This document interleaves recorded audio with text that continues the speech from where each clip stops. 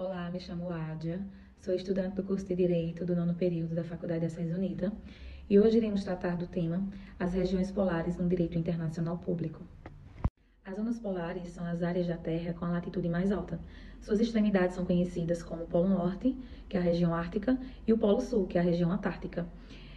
O clima é completamente adverso devido à localização geográfica dos seus polos. Razão essa pela qual temos apenas duas estações no ano, que são elas inverno e verão. O direito internacional público regula tanto na questão terrestre quanto aérea e também nas navegações, disciplinando assim os seus vastos e imensos recursos. É curioso observar que, de início, essas áreas polares elas ofereciam um interesse puramente científico por geógrafos e navegadores que buscavam delimitar a sua exatidão matemática dos seus círculos geográficos, da região antártica e da região ártica. Quem também buscava interesse nessa área eram os meteorologistas e os climatólogos, devido à grande influência do equilíbrio climático que essa área oferecia para o planeta Terra. Modernamente, entretanto, o foco da sociedade internacional mudou. O foco agora seria apenas a economia, tanto no que tange às navegações marítimas quanto aérea, na busca pela caça e pela pesca de peixes, em específico a baleia, e também a sua imensidão de minerais. A sociedade internacional, então, passou a dirigir seus interesses nos círculos ártico e antártico, com a finalidade de aproveitamento futuro dessas regiões desertas e geladas, e também no aproveitamento para a defesa e segurança do Estado. Certo é que o direito internacional público regula vários aspectos das zonas polares, devendo o jurista se ater à luz do direito positivo existente, em especial atinentes à região antártica. Por isso, cabe aqui o estudo das questões jurídicas do direito internacional público a respeito do Polo Sul e do Polo Norte.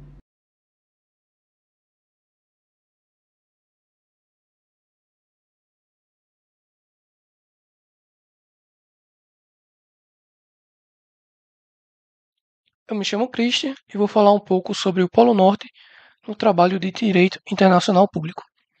O Polo Norte é um local em que existe pouquíssimo interesse econômico pelos países.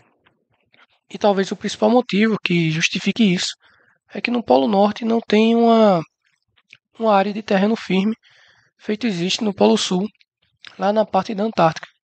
Essa falta de terreno firme dificulta que os países explorem com bases, casas que se situem ali definitivamente. São vários os fatores que também dificultam essa exploração econômica, e entre eles a gente pode citar o clima e a distância do Polo Norte para as outras regiões. No Polo Norte realmente só está próximo ali uma parte da Rússia e o Canadá. Por ter pouco interesse econômico, o direito internacional público não atua fortemente sobre o Polo Norte, porque nenhum país reivindica essas terras como suas. A principal utilidade do Polo Norte atualmente é ser uma rota alternativa de embarcações e aviões, pois é considerado uma área de alto mar, em que nenhum país interfere nos outros, nas passagens para as outras da Europa, da América do Sul e da Ásia. Minha parte é isso, eu agradeço a atenção de vocês. Olá, meu nome é Brenda e agora eu vou dar continuidade ao que o nosso colega Christian falou. Bem, a chamada teoria dos setores, ela não pretendeu em absoluto fundamentar qualquer pretensão de domínio sobre as águas congeladas que circundam o polo, mas apenas justificar a invocação do princípio da contiguidade e o domínio das ilhas existentes na ilha a 800 km ou mais do ponto de convergência. Os setores triangulares configuraram o resultado da projeção sobre o polo do litoral do norte do Canadá, da Dinamarca, da Noruega e da Rússia.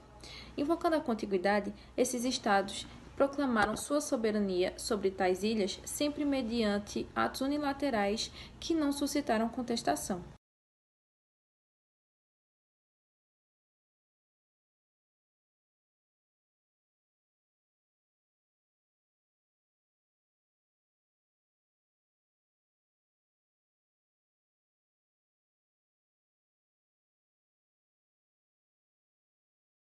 Meu nome é Nathalie e eu vou fazer algumas considerações sobre as especificidades do território da Antártica. Inicialmente, é importante falar do quanto ao polo geográfico da região. Esta que detém uma extensão geográfica de 15,2 km², contando com um revestimento em gelo em 95% da sua estrutura, gelo este que tem aproximadamente 2.000 metros de espessura. Todos esses fatores, eles se dão devido à posição geográfica em que o continente em pauta se encontra. E diante disso, é importante ressaltar que a fauna e a flora desse continente se encontram extremamente escassas, uma vez que é mínima a exposição solar. Do outro lado, acontece que o território é objeto de inúmeras pesquisas científicas e de cooperação mútua entre os países diante do interesse nas riquezas minerais e materiais atômicos que o continente apresenta, embora a fauna e a flora sejam completamente escassas. E foi o fato anterior que motivou o firmamento de uma regulamentação cabível a evitar posses dominiais sobre o território da Antártica, que ocorreu em meados de 1957, no Ano Geológico Internacional, e se estendeu até o ano seguinte. Este tratado ele é composto por 12 países, onde foi em 75 que o Brasil passou a integrar.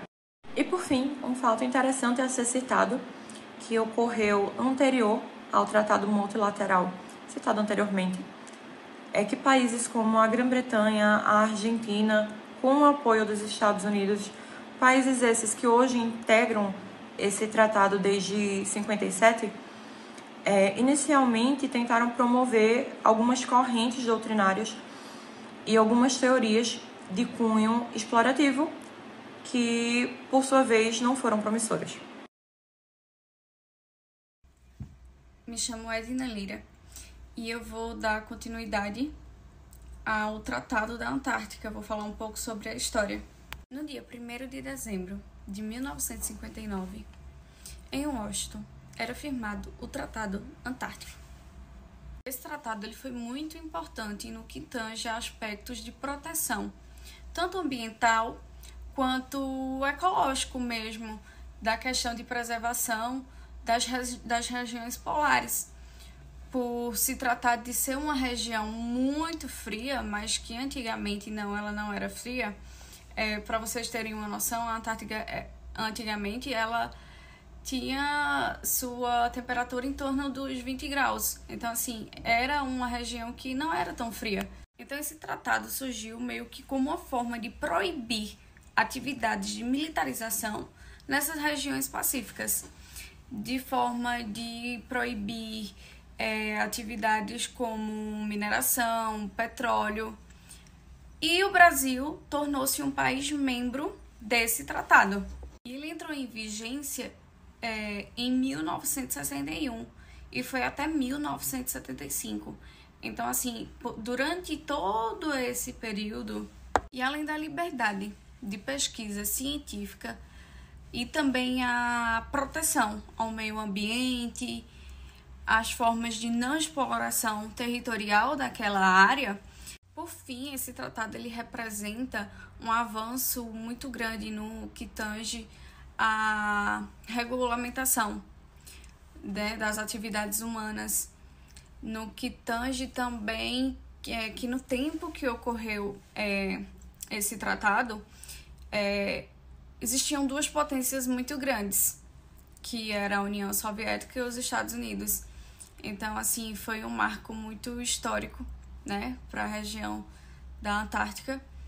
E por fim, espero que tenha ficado claro tudo sobre o assunto de regiões polares no direito internacional público. Obrigada!